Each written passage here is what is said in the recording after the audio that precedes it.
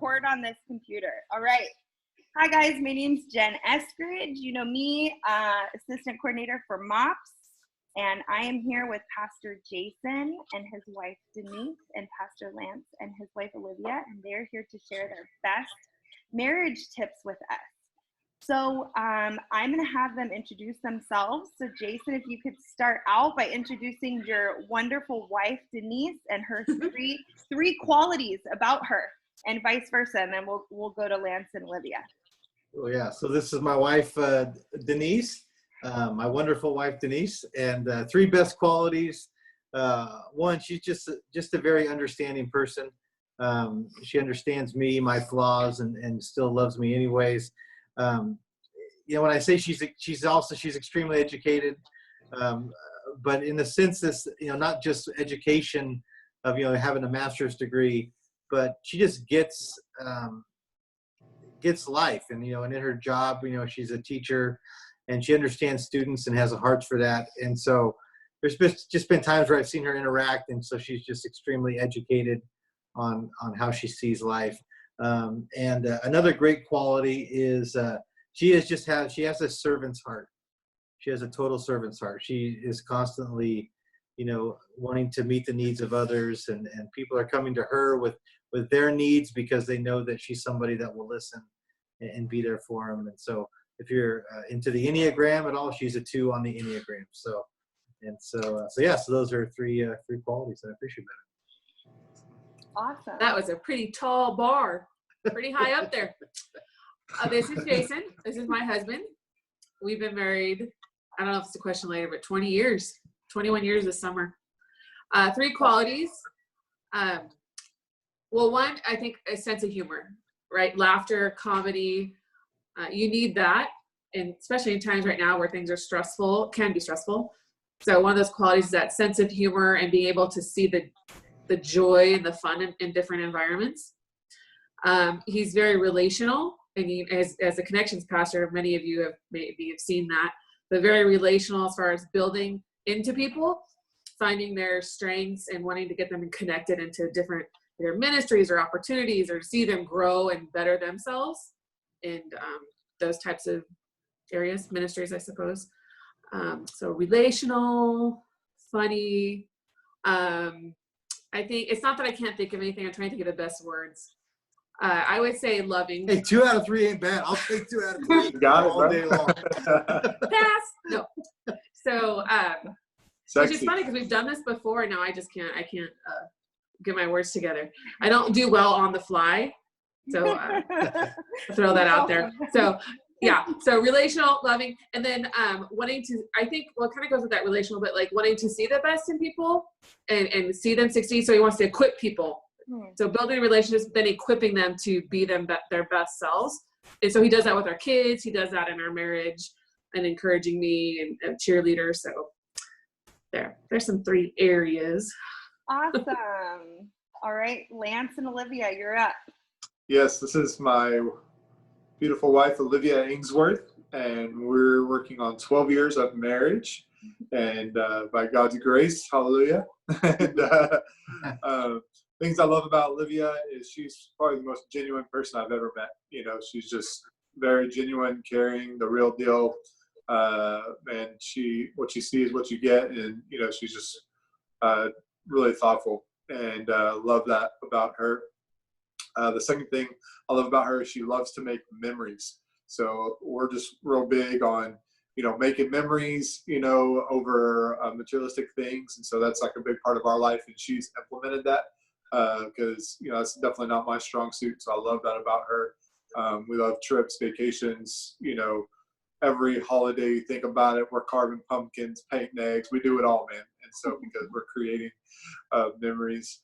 And thirdly, what I love about Olivia, she loves God, with all her heart, and she pushes me in my relationship with Christ. And as a leader, she always tells me somebody's always watching, and so she makes me better, and just to and helps me develop my character and to be more like Christ.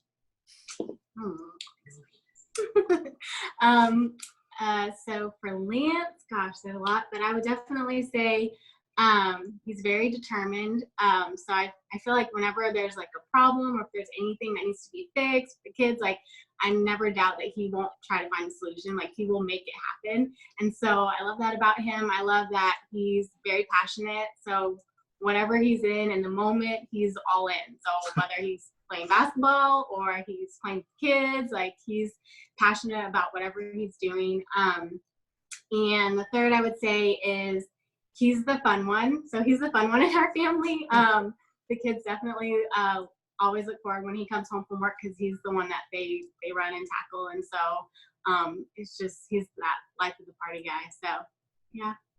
Awesome. I just want to point out that you guys chose to share the best qualities, even though I didn't say best. I just said qualities. Oh, yeah. So you're winning already, right? Nice. They're all positive things. Pass the test. Yay. Yeah. All right. So I and you guys feel free to jump in on questions if you want to answer them. If you don't have something necessarily, then it's all good. We'll move through it. I had, just for viewers, I had sent out some questions that Carly and I put together, and so they are going to ask these or answer these for us. Number one, if you guys have a best date gone wrong story for us. You guys go ahead. Yeah, we couldn't, we were kind of racking our brain. We really couldn't think of a best date gone wrong. Denise did point out it wasn't necessarily a date, but it was when we were first started dating. We were at her parents' house, and they had a German Shepherd. They were training a puppy German Shepherd. And this may sound bad, but her dad had cut like the end of this garden hose, right? And so there was this garden hose. I don't know if he didn't beat the dog with it, but he used it to train the dog. I don't know. This was in the 90s, so I don't know. It's statute of limitations. But God. But we were messing around and playing, goofing around in the living room, and I grabbed that garden hose, and then I hit Denise on the head with it a few times, and then she started crying, and then I saw the blood on her head, and I realized I was hitting her with the metal end and not the other end. And so yeah. So that was one thing she brought up. But other than dates gone wrong, I don't think we've had any bad dates. Like, we just have always had fun, and yeah, we couldn't think of it. I couldn't think of anything. Nothing stood out other than the garden hose. Garden hose.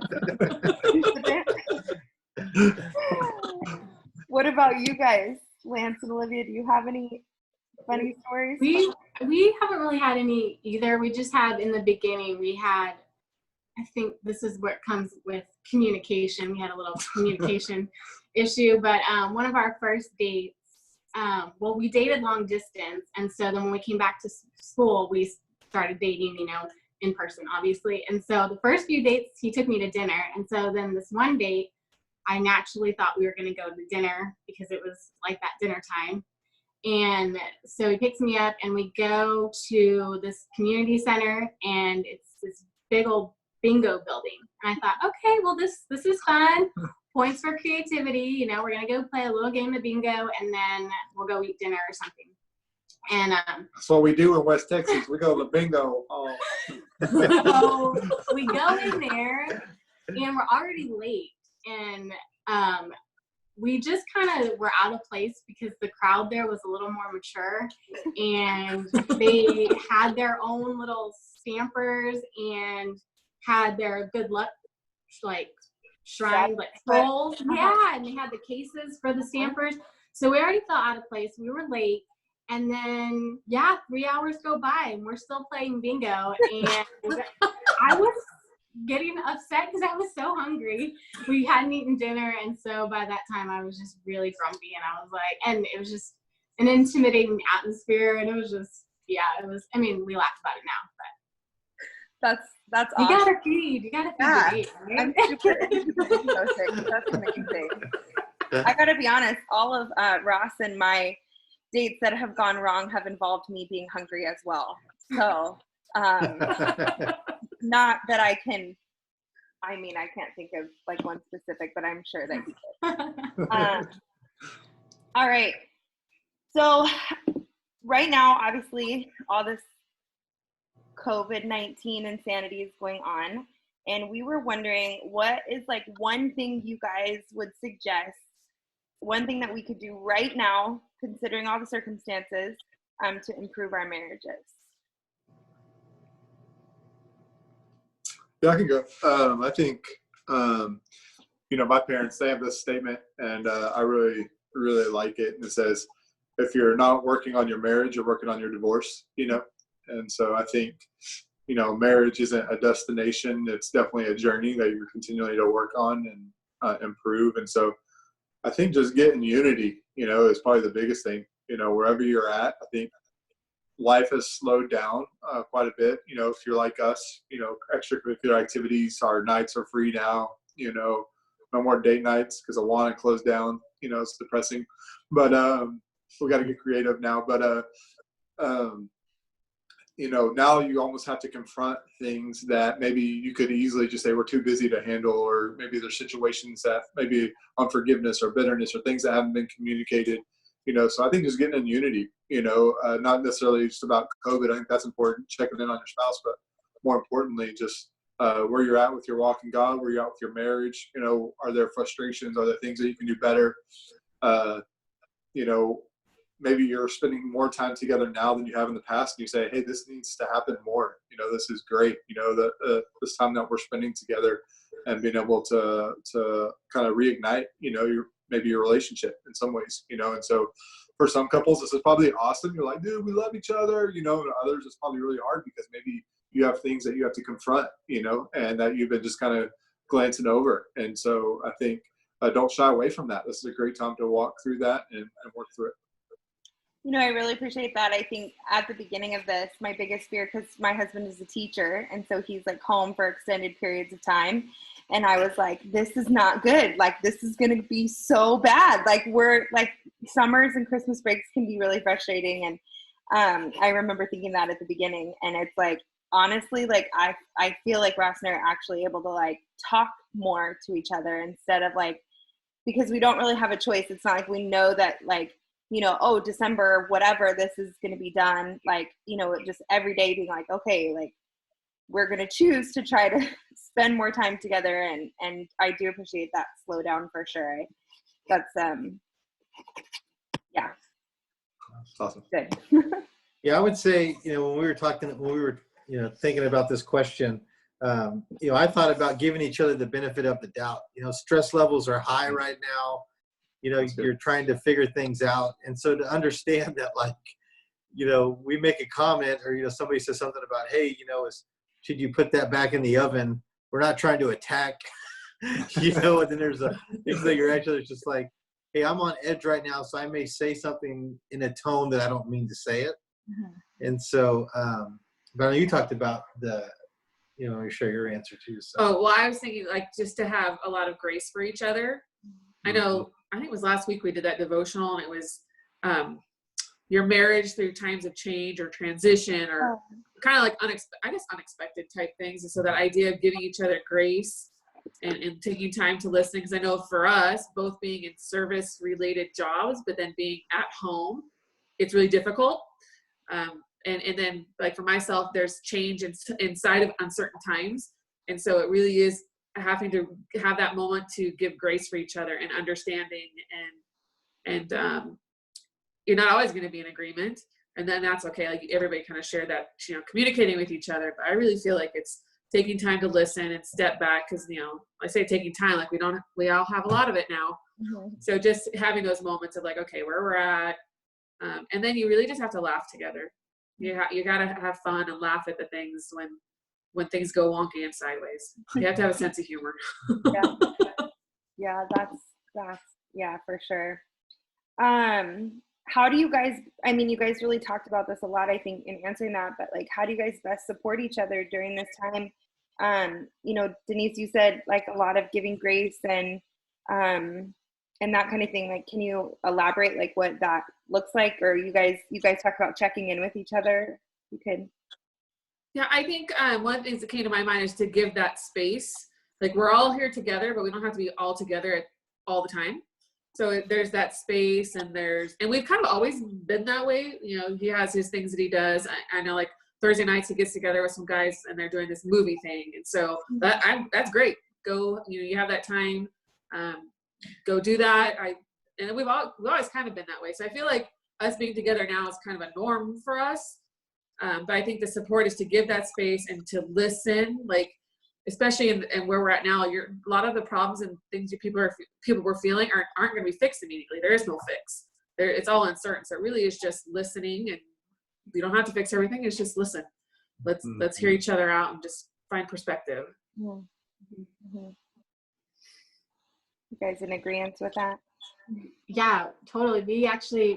We're right there with Denise. We said, give grace and space. Like, we wrote that down. So I mean, the other night I was getting to my breaking point, I'll be honest. And it was dinner time and the kids were fighting and we're about to sit down and Gwen says, "Can we listen to Christmas music?" Sure, why not? So she puts on the Christmas music and she doesn't just turn it on, she blasts it like super loud. And normally Lance and I probably would have like turned it down a few notches, but we just sat and ate dinner and listened to Christmas music and thought that was like the most peaceful thing ever because the kids were fighting. And it was just like, their little worlds are turned upside down right now. I think for like the first few weeks, Gwen still thought she was going to school, seeing her friends, and so for them, they're still trying to figure everything out. And, our oldest is only 7, but he, thinks he knows what's going on, but he still really doesn't know what's going on, and so just trying to show grace to them, as much as we're showing grace to our spouses. But yeah, and then the space. I mean, I went for a drive the other day. I didn't go for a drive. I went to pick up lunch for our family, but I went by myself because I just wanted to, have that space and didn't take the kids, had the windows down, some worship music on, and it was like the best ever. In the long way, Yeah. So it's the little things. And it's such a nice time for driving right now. And because you can smell the orange blossoms and it's not too hot. Like, this is my favorite time of year right now. So yeah, totally. Mom drive. I'm for it. I'm going to do it tomorrow. All right. So this is more like parenting related. What legacy do you hope to leave for your children? They're the pros. I'll let them go first. Yeah, we were talking about, well, I would think for me is just, the legacy that I want to leave for my kids is just a heart for God and a heart for others, right? And so it's been really cool. I mean, our daughter, she's 18, she's her senior year, and pretty much everything has been canceled, Yeah. and so we've been kind of like, okay, how is she going to navigate through that? But like just recently, she was telling us, she put out to her friends, like, hey, does anybody want to do a Bible study with me? And she had like 15 girls say yes. And so they're going through the book of Ruth, and she's doing that all on her own, And so you're thinking like, man, some of the things that we've done early on, you're now starting to see some of the fruit of that stuff. And just her heart for others. And so, so that makes you kind of feel good when you start to see that, in real life situations, right? Like, come out, she's 18, she's an adult, if she could leave now, I'd tell her to get out now, but she can't. No, that's a joke. That's a bad joke. No, but she's going away to school, and coming in August, and so, so I think that has been good. We want to meet that in our kids. We want to make sure that they, you said about communication. I don't know if you want to talk a little bit about that. The things I thought about as we see them go into adulthood is, we've kind of been very transparent with our kids, even from a young age, like, this is what it is, and talking through things and explaining things, and everything was always a learning opportunity for, how to be an adult, in a positive part of your community. So we talk about being transparent, but open. Like, in our family, we're just kind of always been open with each other and can have any conversation and questions. What questions do you have? Or let's talk about that. And then hugging and laughing. That's just, we want them to be where the random hug, I hugged my 15-year-old the other day and it was like, oh, and laughing. And so those are the things we want to leave for them so that they then have that in their future marriages and families. And I think, like you mentioned the thing with like our daughter, it's exciting to see because even today I plopped in on her bed and she's been cleaning things up and all the things I wished for the last 18 years. Why don't you clean your room? And now she's doing it on her own. And it's kind of come to, she's found that for herself. And it was like, yeah, yay. Yeah. Well, that gives me a lot of hope Yeah. because that's my biggest struggle. And one thing, Lance, you said, like, they're the pros. I think the best part about having you guys both on here is Gateway Mops is also Moms Next. So we do kids from birth all the way through 18. So to get like a well-rounded side of like, you guys are in the trenches with a baby and toddler and, well, she's preschooler, I guess, and school age, and then sending off and high school. So this is awesome to hear like that positive end of it from me, who has, a 3-year-old and a 6-year-old, more like Lance and Olivia. So yeah, I think for us, I read this book this year. It really rocked my world. It's called Family Revisions, and it basically takes a look at Eastern culture, a way of looking at legacy and family, and kind of how Abraham viewed his family as his legacy. And so I don't want to get all into it, but just kind of in America we raise our kids to find their own way. In some ways, go find your dream, go live out your dream, and it's our job to establish their identity and to continue on the legacy of Christ throughout our family line, and to encourage our kids to do that. So when I say they're the pros, I can have a lot of theories, but putting that in action, is another story. But so what we did, at the beginning of quarantine is we just said, our family needs a mission statement. What are we going to rally around, and what's that going to look like? So we put that together with our just me and Olivia. We've been talking about it for quite a while and just kind of, that'd be cool, but we really didn't have like really the I guess the motivation or really the heart behind it. We didn't want to just do it just to do it. And so we put that together, and we've been talking to our kids about that. They're still kind of young and understanding that, but yeah, I think and our mission statement kind of rallies around what Jason says, man, is like putting God first and loving people, seeing their life as a ministry, and I think not to serve, our life isn't to serve our dreams and our pursuits, but it's to sacrifice our life for the cause of Christ and to glorify him in all that we do. And so I think that's our hopefully our legacy, and whether that's in church ministry or not, there's no pressure from us, but all of life is ministry. Denise does just as much ministry at schools and me and Jason at church, and Olivia at home with our kids, so we're all in the kingdom ministry business. I love that. I really love the mission statement. I'm taking notes with my colored pencil because that's all that I can find. Yeah, when Lance said that, it reminded me that from an early age, we constantly told our kids, wherever they go somewhere, they represent our family and they represent Christ. And they need to take that into every situation. And for as long as I can remember, we told them that. If they go out to play for just a little bit, we tell them, hey, you represent our family, you represent Christ. Remember whose you are. Yeah. Yes. Yeah, I love that. That's like, that's essentially a mission statement. Yeah. Right? Sure. Yeah. So just since we're talking about kids, you guys have any like tips or tricks for what you're doing to like connect with your kids? I know personally for me, I'm finding since Jade and Sawyer aren't necessarily getting like personal time this like at the beginning, but then more they're like fighting over attention with each other, right? Like Sawyer wants to talk over Jade or Jade wants to talk over Sawyer. And so I know personally for me, my struggle right now is like taking them one at a time and spending that intentional time, with them. Do you guys have any like suggestions on what you're doing to connect with your kids? Yeah, I think what you said, Lance right now has been teaching Bowden on his bike. And so that's something that they have been doing together, is like riding their bike. And so finding moments like that, like you said, we've been trying to do, we try to keep a schedule or some structure. You know, it's a little hard right now, but during the week with their school and stuff, but then on the weekends, we try to do something fun that's out of the norm. And so we'll do that all together, whether it's like a game night with prizes or dinner and a movie night.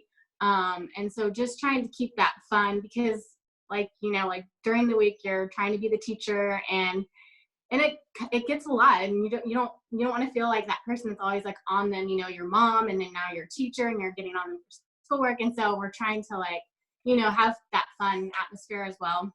And then I think as far as just spiritually, you know, for our church, you know, they send out Sunday school lessons.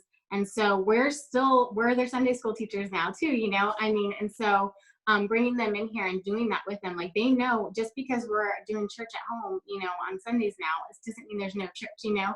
And so bringing them in here, doing their lessons, we're still doing Awanas with them, you know, and then now just the normal stuff. Weekly devotion is, I think, key.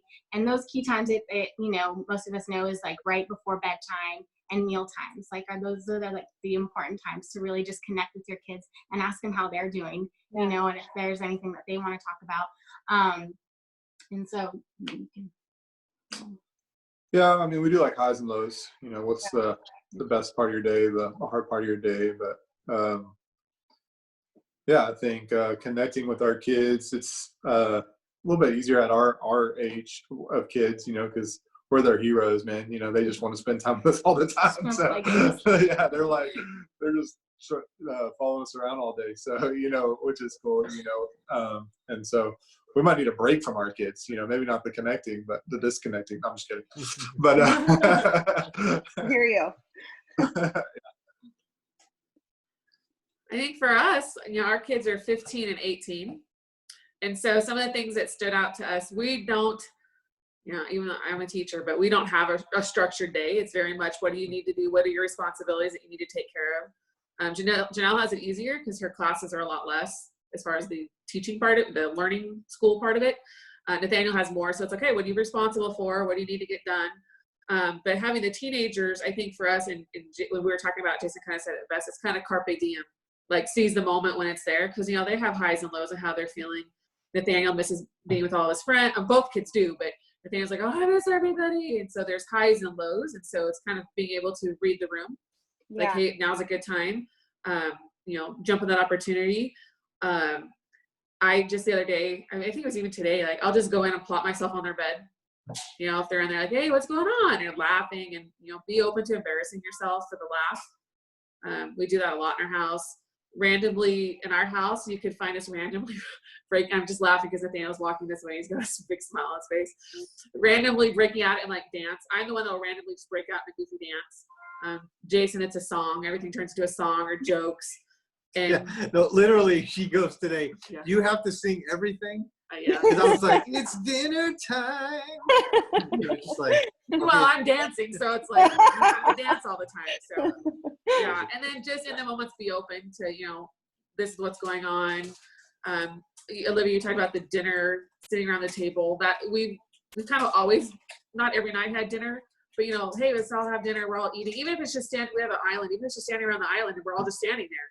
But it's those moments of just laughing and eating and, you know, cleaning up, and it's just seizing the moment. When you see that opportunity, take it as a chance to share and have the comments and the questions and the conversations. Well, yeah.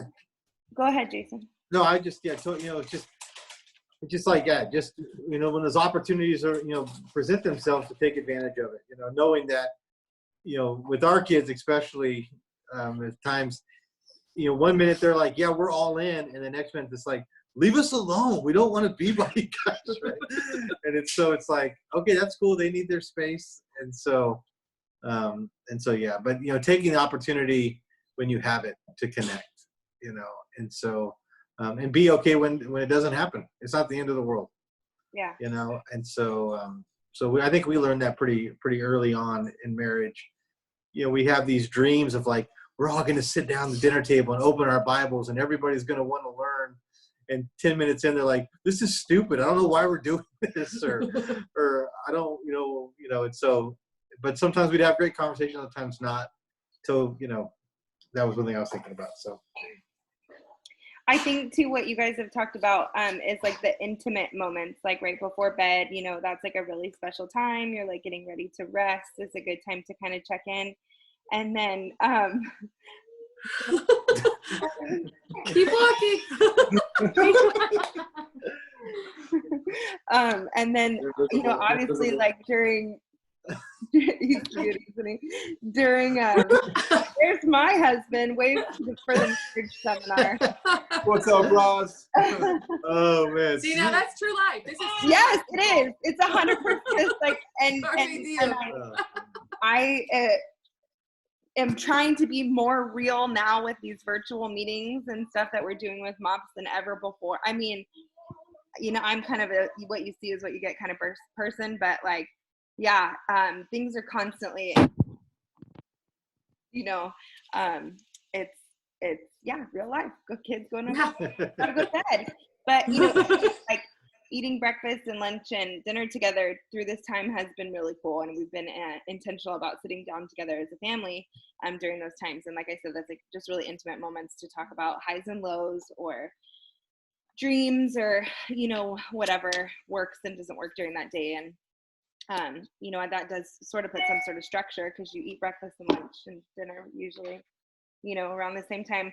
So my very last question, this kind of goes with the highs and lows thing, and it's just what is one thing that is hard about marriage and one thing that is easy? Did you guys see that one? Oh, yeah. Okay.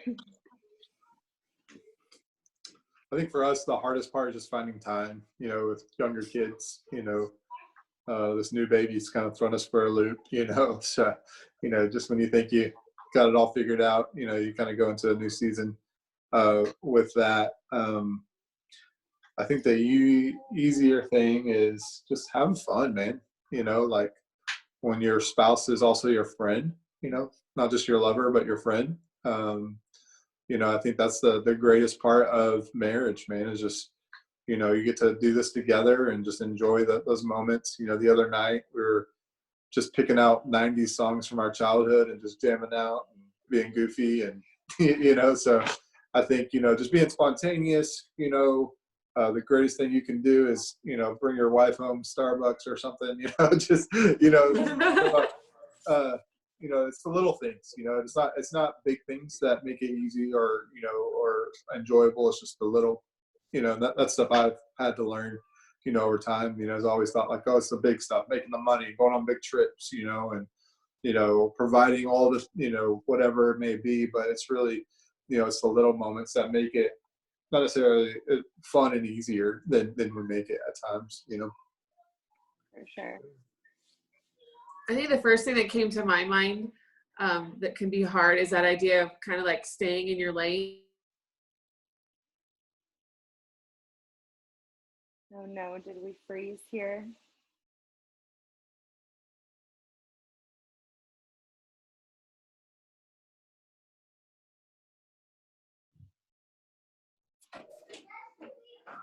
Oh, there you go.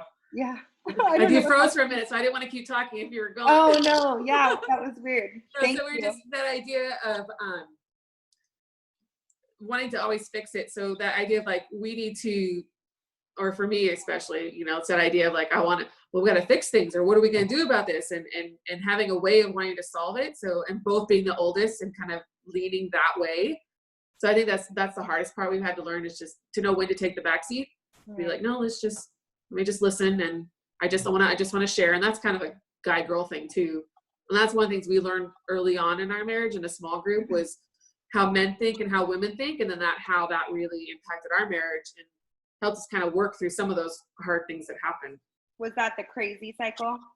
We did that, but early on we did for men only and for women only. I would highly encourage couples. We're making a resource slide for this meeting. Oh yeah, it's by Shanti, and I forget what her husband's name is, Feldhan, I think. Yeah, and it's for men only and for women only. So the for women only is survey questions that went for men, and then vice versa. Mm-hmm. But that was really impactful. So the way like a guy's brain thinks and a girl's brain thinks, and just that really, I mean, learning that early on, I think helped us. Because sometimes when we get these questions that are hard, I'm like, well, that's not really that hard. But it's not that it's not hard. It's just we've learned how each other thinks early on. And so I think when you can learn about how you each think and communicate, then that kind of makes the hard stuff does not seem so hard. Yeah, I would say, I mean, I totally agree with that. In addition to that, just I think the hard things about marriage is when you see your spouse hurting and you can't do anything to help fix it, right? Other than just be there. So especially as a guy, you're like, you want to fix it, you want to make it better. And you realize there's just times where I just can't do that. There's things that only God's going to be able to do that I can't do. And so learning to be okay with that and just be there in the moment. I would also say the toughest thing to learn to do is to look at your spouse and say, I'm sorry, like I messed up. And that's a tough one. Is vulnerability is forgiveness, right? I've had to learn to do that with my kids. I've had to learn to do that with Denise. It's just say, hey, look, I shouldn't have said that. I shouldn't have done this. I'm sorry. Forgive me. And it's a powerful thing. It's a tough thing, but if you can add that to your marriage tool belt, it is huge. And so, so I would say that's definitely a tough thing. And I would agree with Lance. The fun things is having fun. Yeah. Right. It's like we were laughing. It was like, this is it, man. This is as best as it's gonna get. So you might as well just accept it. And here we go. We're gonna have fun and go for it, And so, yeah, I think with that heart and attitude, like we just have been able to live life. I mean, I'm sure Lance and Olivia are the same. Like we've been all over the country. We've lived in different places, away from family, and you have to just lean on each other in these new ways. And you just go, hey, we're a team, right? We're on the same side here, and we're going to make it work. And at the end of the day, man, God gets the glory. We're going to have a smile on our face because he's got us, And so through that, it just brings a joy and a peace of mind that only comes from a relationship with God. And so I would definitely say that. So. Yeah, I think that's pretty deep, Jason. What you're talking about, watching your spouse be in pain, or I think for us early on in our marriage, we had to learn the hard lesson is that we can't change our spouse. Only God can, And so your love and your forgiveness is the greatest gift you can give your spouse, and praying for them and giving them to the Lord, and saying, hey, there's like, because we both tried to change each other for the first year, and we were both like getting worse. So it was like, not, some people say first year is hard and some people love it. Everybody's different. Their journey's different, but and there's some things that will never change. I mean, let's just be honest, so it's like opposites attract until they get married. I think is what Gil Stigwood said. And then they, retract, they push each other away. So the thing that you loved about your spouse, you now despise, like you're so spontaneous. Now it's like, you never communicate, like what? Come on. You still love this about me. Right. And so, so it's just, that's the journey, but, loving them and offering forgiveness and, and when you do that, man, you'll be amazed at what God does in your spouse's life. That's awesome. Cool. Do you guys have any date night in ideas? Ross and I we've done this for a long time. And so I was going to share this here. We do like charcuterie night. So after the kids go to bed, we'll watch whatever we happen to be watching at the time and have charcuterie or like some sort of special chocolate or something. And that's kind of always been our thing. Do you guys have anything date night in ideas for our moms? We like to play games like Scrabble or card games. And I think one of my favorite date nights is when we do because I'm a planner, when we do planning date nights, because if you have an anniversary or a birthday or a trip coming up, this would be the perfect time to just have a date night to just plan it out, because some of us could just go for it and plan it ourselves, but to have your spouse involved and do it together makes it a lot more fun. And then projects. We like to do projects together. And so those are some of my favorite date nights. I don't know what. Yeah, we do. We cook together sometimes. It's always fun. you know, we've done like Enneagram together. Goes back to you. You know, we've done some DVD, some spiritual stuff. We do back massages with benefits.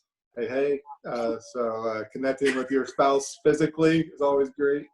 And Hey, we wouldn't Hey, be let's in the be mom real, man. group if Come it on, wasn't for that. So I got to keep it real, right? Olivia's about to leave the room. She's like, "Come on now." You know, so yeah.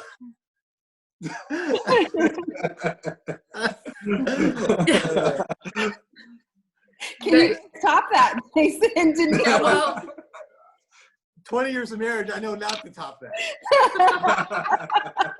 well, okay, so we have teenagers, and I shared about that being open, and so now it's at a fun age where we can make jokes about the whole making out or, you know, whatever. And so the other day, talking about that date night in, and we've never been huge on like date nights. We need a date night. We just, if the kids were doing some, I mean, we just enjoy hanging out together. I guess all the time is, I don't know.